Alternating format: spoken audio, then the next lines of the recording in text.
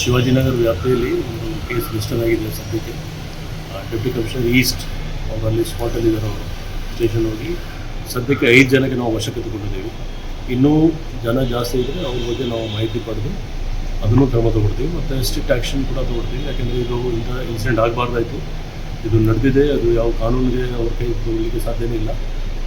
Court ಇದೆ ಅಥವಾ legal ಪ್ರಕಾರ ಏನು ಯಾರು ಮಾಡಬೇಕು ಮಾಡಿ. ಬಟ್ ಸರ್ಕಾರದ ಆದೇಶ ಅನುಸಾರ ಎಲ್ಲ ಕಡೆ ಫುಟ್ಪಾತ್ ಕ್ಲಿಯರೆನ್ಸ್ ಆಗ್ತಾಯಿದೆ. ಸೊ ಇದರಲ್ಲಿ ಯಾರು ಸಿಬ್ಬಂದಿಯವರು ಸರ್ಕಾರಿ ಸಿಬ್ಬಂದಿಯವರು ಅವರು ಸರ್ಕಾರ ಪರವಾಗಿ ಕೆಲಸ ಮಾಡ್ತಾರೆ.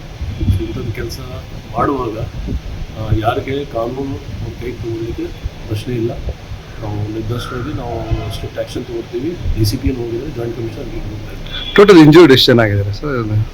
ಈಗ ಅದು ನಾವು ಡೀಟೇಲ್ಸ್ NLC ತೊಗೊಳ್ತಾ ಇದ್ದೀವಿ. ಬಟ್ ಇಂಜರ್ಡ್ ಅಂತ